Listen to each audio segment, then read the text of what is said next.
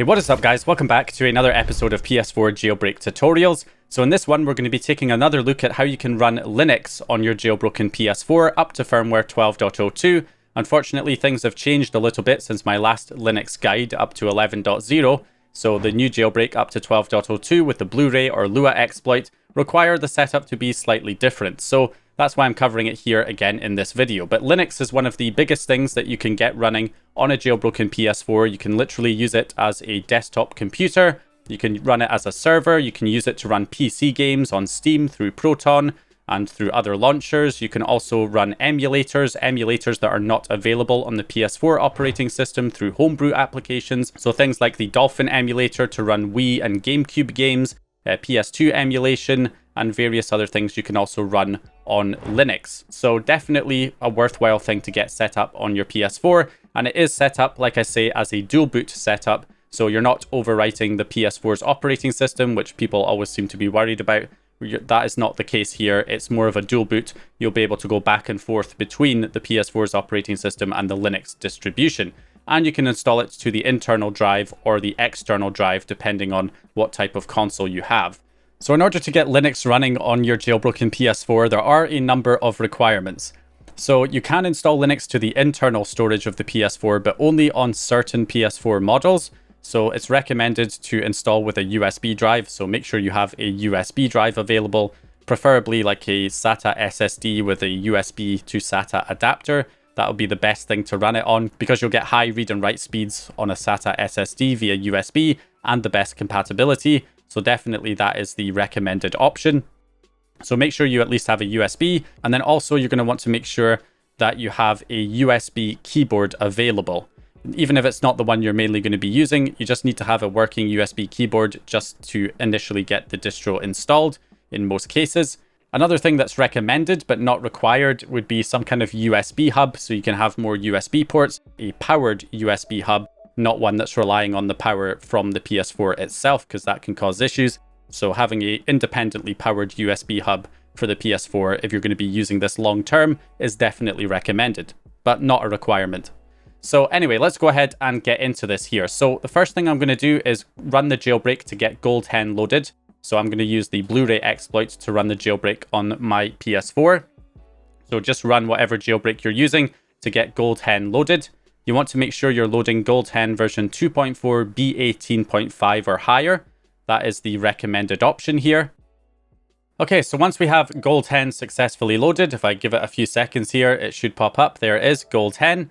So once we have Gold Hen loaded, we're going to head into our settings and scroll down to our system settings and go to system information. Now you need to note down a lot of important information here. You need to check what system software version you're running. That is important. So you can see I'm on 12.02. We also want to note down our PS4's IP address. So make sure that your console is connected to the network and you have a valid IP address showing there. So 192.168.137.136. And then we also want to note down our Southbridge type here, which in my case is a Belize Southbridge. So different PS4s have different Southbridge types. And in order for Linux to work properly, you have to get a Linux kernel that targets a specific Southbridge. So it's important that you know which Southbridge type you have on your PS4. So in my case, it's a Belize. And then also we have Gold Hen version 2.4 B18.6. You want to make sure you're running 2.4 B18.5 or higher for this. So you need to note down all of that information there. So once you have all of that noted down, we can run the Linux payload either through the web browser or on the console itself. Now, if you want to load it from the web browser, you can go to, I believe it's ps4boot.github.io will redirect you here, or ps4boot.free.nf. And then the Linux payloads are available here, so they can be loaded directly from the web browser itself. The only problem is that relies on this website being available at the time you're watching this, and this website has gone down at certain times in the past. So honestly, I think it's better to have the payloads locally on your console that you can load so that you're not relying on an external website that could go down at some point in the future. So first things first, if you go onto the Gold Hen settings and scroll down to the server settings, make sure you enable the FTP server and also the bin loader server, which is needed for loading the Linux payloads. If you want to run the payloads without relying on a website, you can also download the Payload Guest application, which if you don't have installed already, just open up the Homebrew store on your console and then simply go into the Store App Groups section and then the Utility section, and it's normally on the second page. You can find it in there and download and install. Once it's finished installing, you can press the Options button to close the Homebrew store, and that'll get the application installed. Then on the computer, you can download the Linux payloads from this GitHub repo that supports all the different firmwares. So you download that zip file and then open up an FTP client on your computer like FileZilla or WinSCP, enter the IP address of the PS4 in the host box, and then for the port number, you want 2121 and quick connect to remotely connect to your PS4 over the network. So at this point, you can then go into the data directory and then create a new folder called Payloads if one does not already exist, and then go into that folder. And then all we're going to do is open up the Linux Payloads zip file and then extract the folder with the firmware version that matches your console. So I'm on 12.02, so I'll take the latest one for 12.00, which will also work on 12.02, just like the 11.51 will also work on 11.52. So extract the folder for the firmware that matches your PS4's firmware version, and then open up that folder. So we want to go into the ELF folder and not the bin folder because the ELF payloads are more stable. So what we want to do is select all of the payloads that match your PS4's Southbridge type and model. So mine's a PS4 Pro, so I'm going to select all of the PS4 Pro payloads, not the Baikal ones, because my Southbridge is a Belize Southbridge, not a Baikal. So I'll just select all of the payloads for the PS4 Pro, the 1GB, 2GB, 3GB, and 4GB payloads, and then I will extract those into that payloads folder on the hard drive. Then we just need to rename these payloads and change the file extension from .elf to .bin. And that's only because Payload Guest will not see the payloads unless they are bin files. So just change the file extension to .bin on all of the payloads there, and you should be good to go. Now for the other files, there's a few other files that we need. There is this new guide that has been posted recently, which I'll leave in the video description. This is a very useful text guide, and it has a lot of the latest files available here. So I'll also leave this in the video description. We need a Linux kernel. So there are different kernels targeting different Southbridge chips. So again, my console was a Belize Southbridge, which means I can use, any of these. For instance, there are also higher kernel versions. So 6.15 seems to be the highest that's currently available. So the one that is recommended here is 5.15. So that's the version that I'm going to download because I have a Belize system. But there is also this link here, which if we go to this link, this has lots of different kernel versions available. So if we go to the releases section here, you can see that there are lots of versions. This one is for Belize, version 5.15. And then there's also this one here, which is for Baikal Southbridges. So you could download that one if you're on a Baikal Southbridge. Same with this one as well. And then there's this one for Aeolia and Belize consoles, which is a higher kernel version, version 6.15. And you'll see a lot of these kernel versions have things like black screen fix, as well as certain Wi-Fi and Bluetooth module support built into the kernel, because also different PS4s have different subcomponents for the Wi-Fi and Bluetooth modules. So certain, consoles might not have Wi-Fi or Bluetooth working when you boot into the operating system. So you might need one of these specific kernel versions that adds support in the kernel for your Wi-Fi and Bluetooth module. So that is another thing to consider. So it is a bit complicated, but the general rule of thumb would be to just pick the highest kernel version that supports your console's Southbridge. And then if that doesn't work, then choose the next highest kernel version that you can find and just do that, essentially. That would be my go-to if you're not sure. And if you don't have Wi-Fi or Bluetooth support, then try and pick one of the ones that specifically mentions Wi-Fi and Bluetooth support added into it. And then you can just go ahead and download the BZ image file here.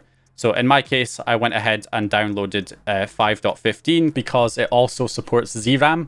So it says there that it does have zram support.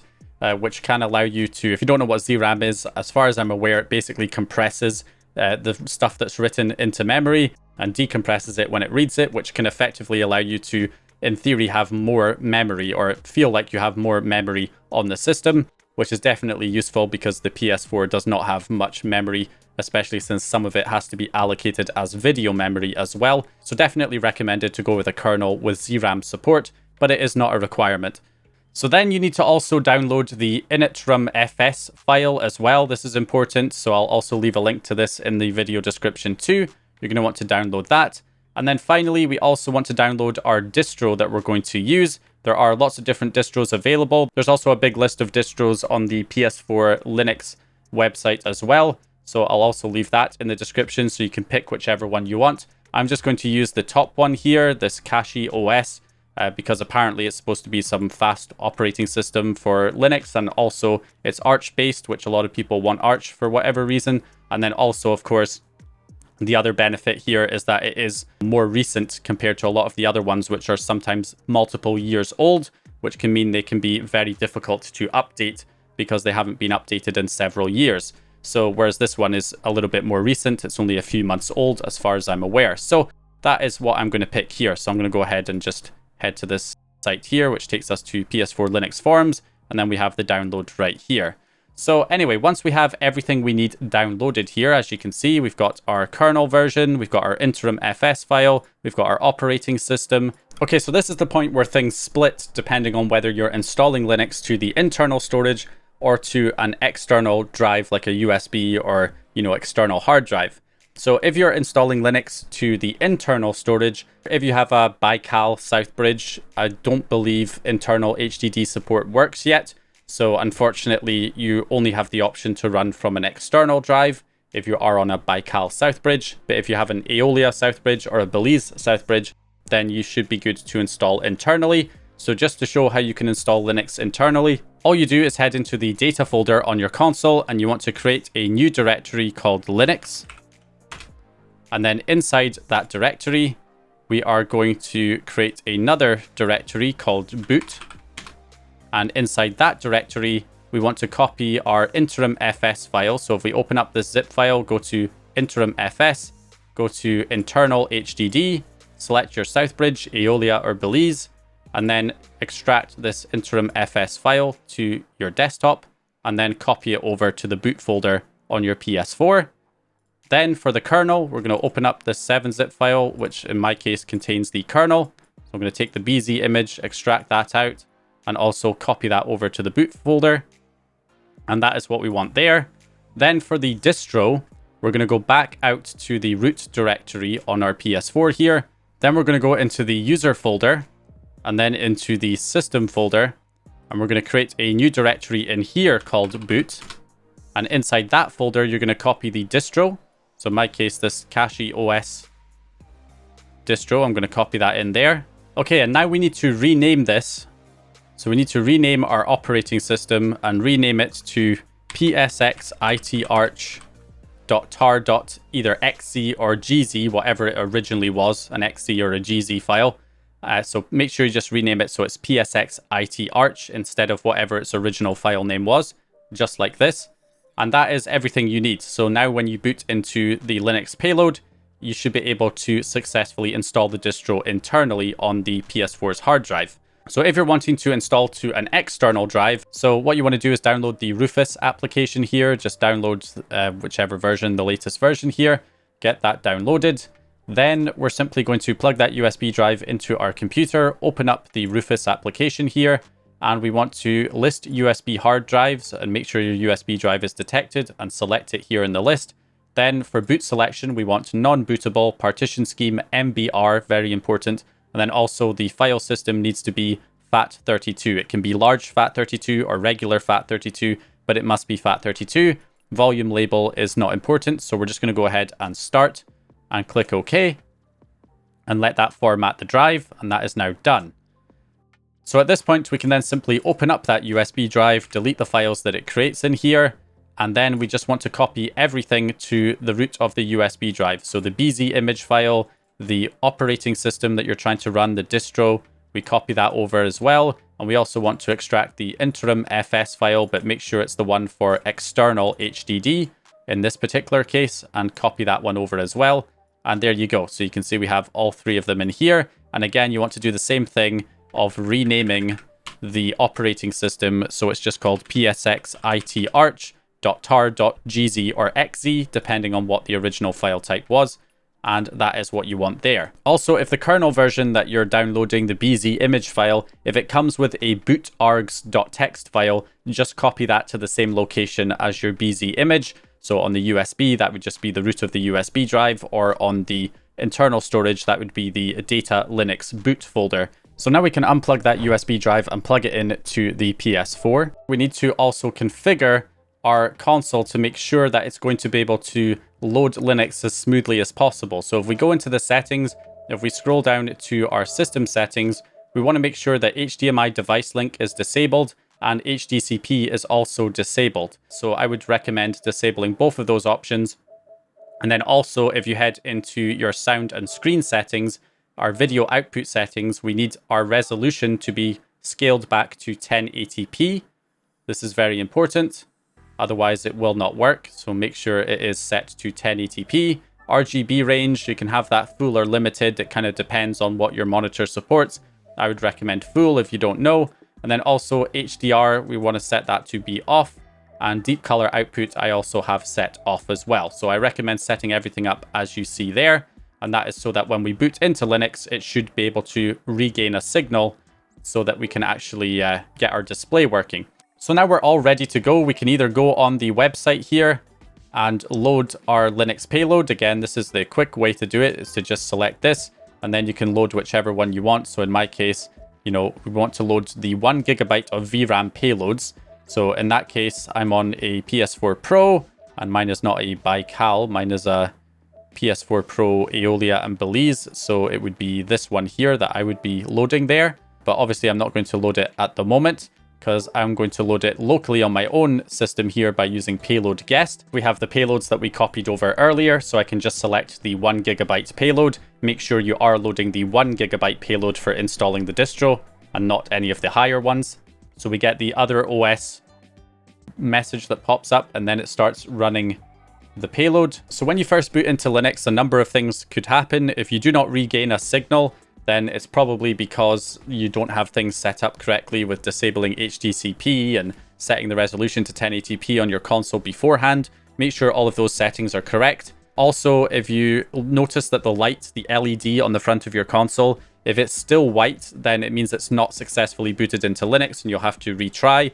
If you keep getting that problem, you might have to try a different kernel. Also, if the PS4 keeps turning off, then again, you're likely loading a kernel that's not compatible with your PS4's South Bridge. What should happen to know it's actually booting into Linux is that the LED on the console should change to something different.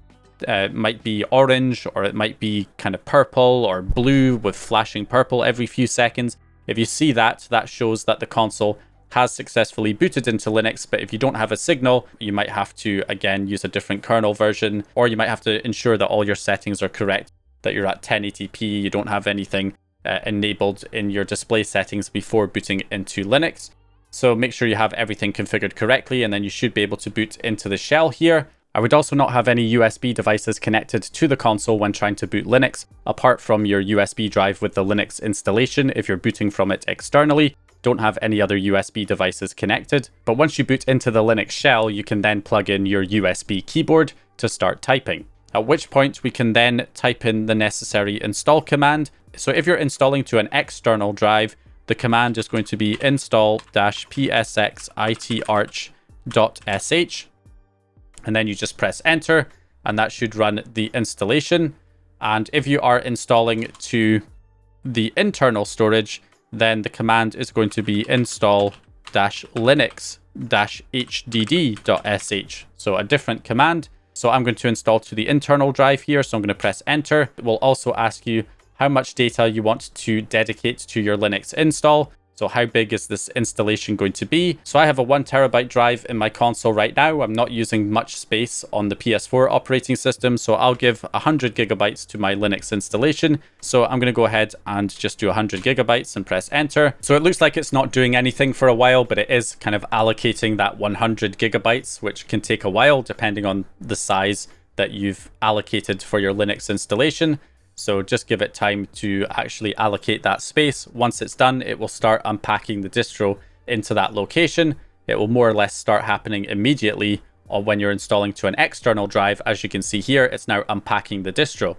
So that is what you can expect. Okay, so now let's go over some common problems. So when you try to install to the external drive, if you get an error message saying that you don't have enough video memory to copy the file, and it says please use the 1 GB of VRAM payload, we're already launching the 1 GB payload. So if you don't have enough memory still to extract the distro, then unfortunately you'll either have to find a smaller distro that you can use, or the other option is that you set up the distro on your computer and install it to the USB on your computer, so it can then just boot straight into it on the PS4. In order to do that, you essentially need to create 2 partitions on the USB on your computer, a 50 MB FAT32 partition, and then the rest of the space of the drive should be an ext4 partition, specifically with a label of PSX IT Arch set on that partition. Copy the BZ image, the interim FS, the boot arguments, copy those to the 50 MB FAT32 partition, and then you need to untar the distro into the ext4 partition,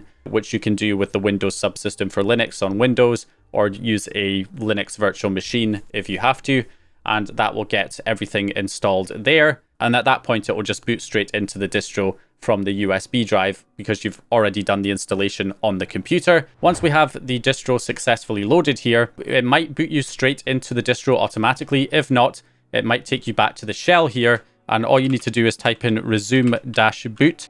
And you may have to enter this a couple of times. In my case, I just did it once and it worked, but you may have to enter that 2 or 3 times for it to actually start booting. And then you just wait for it to actually boot into the operating system. Now, if you get stuck in a black screen, now in my case, I think with this kernel, it has a black screen fix. So I don't have that issue anymore. As you can see, it just boots me straight in. But if you're stuck on a black screen, you can reset your HDMI cable by unplugging it and plugging it back in to the console. Then you can do Control-Alt F2 and F1, and that will refresh the signal so that you'll regain a signal here on the login page. So those are some of the common problems you can run into. Okay, so once we're into the operating system, we can log in. On this distro, the password is Loki, so L-O-K-I. Although it will tell you, wherever you downloaded the distro from, it should tell you what the default password is. So you can customize this, of course. All of these distros are like preset with certain themes. So that is just kind of the way it is with a lot of these. So you kind of have to customize it to your liking. So we'll do a little bit of quick customization here with this particular distro. So let's go with this one here. I'll go ahead and apply that. A few other things that we can also kind of customize here. So for instance, if I right click and go to display configuration, one of the things I need to do is make this larger because it's way too small right now to see. Maybe I'll do 175. I think I need to log out and log back in for that to take effect. Okay, there we go. Everything is a little bit larger, a bit easier to see. We can kind of test, make sure everything is working, set up everything correctly initially. If I right click on the clock, we can configure digital clock here. And if I go into time zones, we can change our time zone. It's currently set to Poland, Warsaw in Poland. So we'll go to time zone. I'll just change that to my time zone. Just set that, apply. So again, you can just customize this to your liking, whatever settings you want here.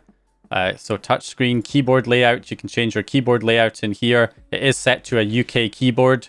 So God help you if you're American and you're trying to find double quotes, because you're gonna have a bit of a problem there. So you're probably gonna want to go ahead and add the US keyboard language in here, or whatever your keyboard layout is. You can just add it in there as well. And then also region and language, you can change that here as well if you want to change your language. So you've got all of that in there. You can change the date and time, make sure everything is set correctly. So that is all available there. And then finally, if you want to change anything with the account details, you can click up here and then click on the account itself here. And then once we're into the user settings, you can change the name if you want. So maybe if I want to just change it to PS4, change it to PS4. Maybe I want to change the password as well. Okay, so that is that. So let's test to make sure drivers and everything are working as well. If I click on my network here, I am connected with a wired connection, but you can see that I do have a lot of wireless networks popping up that I can also connect to. So Wi-Fi is working for me with this kernel version. If yours isn't, again, you want to try one of the other kernel versions that supports your Southbridge and mentions certain compatibility for Wi-Fi and Bluetooth modules so that you can get that working if you need to connect via Wi-Fi. Bluetooth as well, we can check this and pair a device. I might pair my PS4 controller as well, because then I can use Bluetooth on the PS4 controller for running emulators and PC games when I'm on here. So what I'll go ahead and do, it's scanning right now, so I'll go ahead and hold down the share and PS button down on my PS4 controller, and I keep those buttons held down until it starts flashing with the white LED, which means it is now trying to pair. And you can see there it's now showing up wireless controller.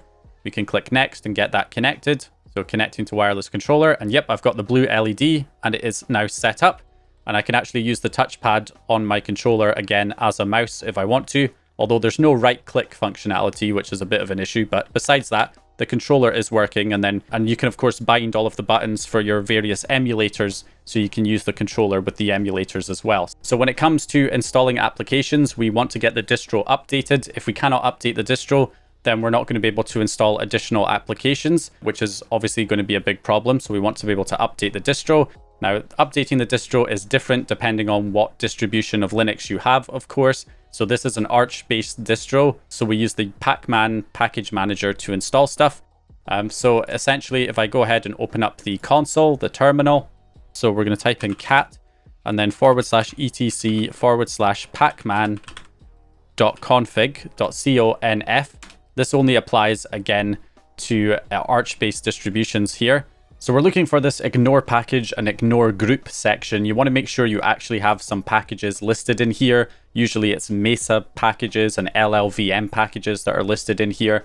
And that's just so that when we run the update command, it will ignore those packages because they contain custom drivers. And if we updated those to the normal version, it would break the distro. So you just want to make sure those packages are in there so it will not update those when we run the update command. Other distros, you'll have to kind of look that up yourself. But anyway, that is basically how we check that. So now that I know that we're not going to override the custom drivers when we update, I will run the update command, which is just sudo pacman -uppercase s, lowercase y, and lowercase u. And we press enter, we enter our password, and then we simply let it install the update, which is probably going to take a while. So let's go ahead and say yes and let it install all of those packages.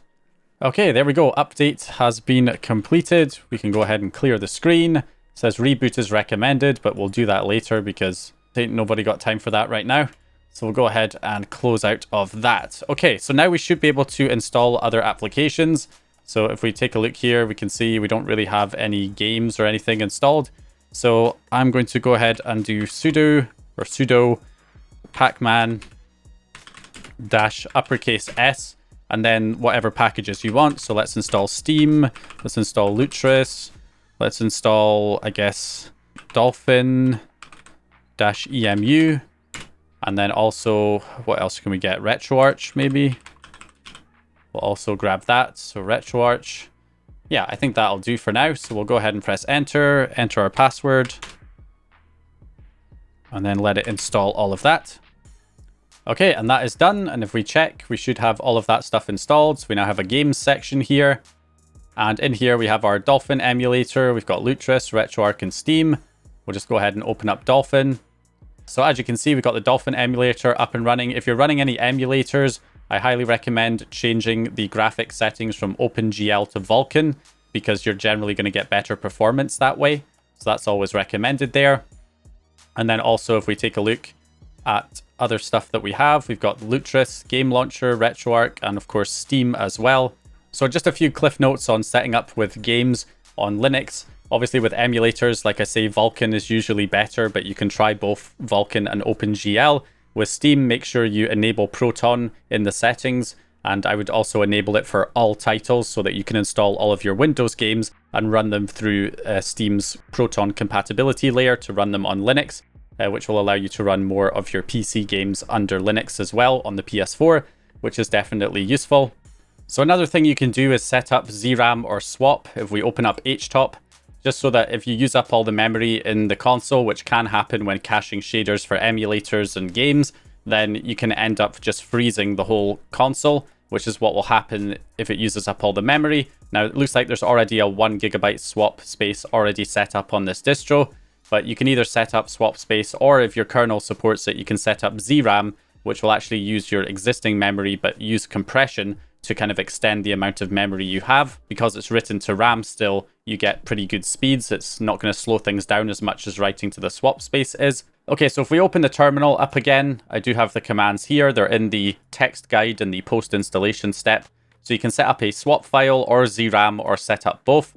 Now, you need to make sure that, of course, your kernel supports zram first. So you can enter lsblk grep zram, And if you see something pop up here showing zram 0, then that means that your kernel does actually support it.